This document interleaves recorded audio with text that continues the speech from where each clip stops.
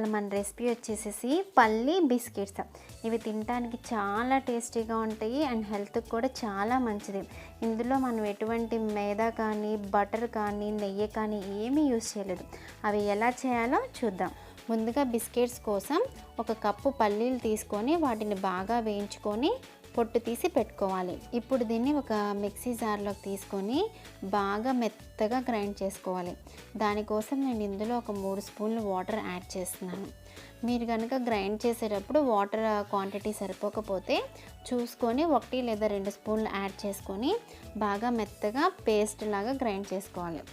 ఇలా గ్రైండ్ చేసేసుకున్న తర్వాత ఇప్పుడు నేను దీన్ని ఒక బౌల్లోకి తీసేసుకుంటున్నా.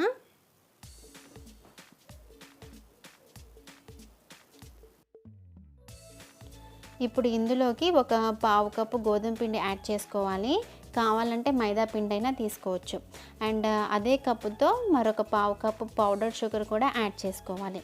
మనం ఇదంతా ఏ కప్పుతో అయితే పల్లీలు తీసుకుంటామో అదే కప్పుతో ఒక పావు కప్పు గోధుమ పిండి అండ్ ఒక పావు కప్పు పౌడర్ షుగర్ ఇవన్నీ పల్లీ పేస్ట్కి యాడ్ చేసి మనం చక్కగా బాగా మిక్స్ చేసుకోవాలి.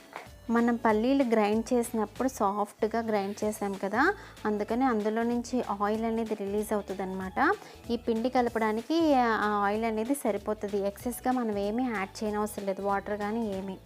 ఇప్పుడు ఇలా మిక్స్ చేసుకున్న తర్వాత కొద్దిగా పిండి తీసుకొని చక్కగా చేత్తోనే రౌండ్గా బాల్స్ లాగా చేసుకొని ఇక్కడ చూపిస్తున్నట్టుగా అరచేతిలో ఒత్తుకోవాలి. అండ్ 2 వేళ్ళతో కొంచెం పిండిని అలా స్ప్రెడ్ చేసుకుంటా సైడ్లో ఏమైనా క్రాక్స్ వస్తే అవి కూడా సాఫ్ట్గా వచ్చేలాగా అడ్జస్ట్ చేసుకుంటే సరిపోతుంది. ఇప్పుడు ఇదే ప్రాసెస్లో మిగిలిన పిండి అంతా కూడా చేసుకొని పక్కన పెట్టుకుంటున్నా.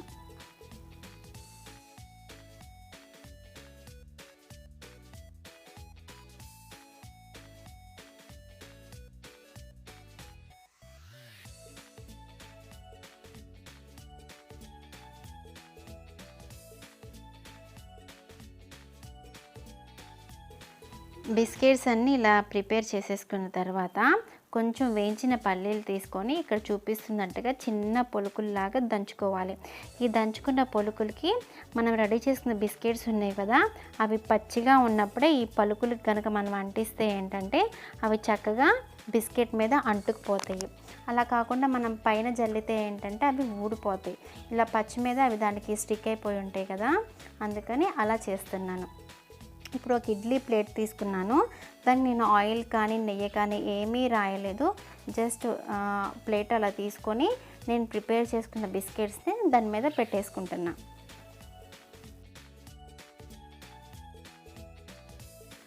ఇవి పెట్టేలోపు నేను ఇడ్లీ పాత్రని ఒక 5 మినిట్స్ ప్రీహీట్ చేసుకున్నాను. అండ్ ప్రీహీట్ చేసుకున్న తర్వాత ఈ ఇడ్లీ ప్లేట్లను కూడా బిస్కెట్ పెట్టిన ప్లేట్స్ని ఆ ఇడ్లీ పాత్రలో పెట్టేసేసి పైన లిడ్తో కవర్ చేసేసి మనం బేక్ చేసుకోవాలి. ఇది కనీసం మనకి 35 to 40 మినిట్స్ పడుతుంది అనమాట బేక్ అవ్వడానికి.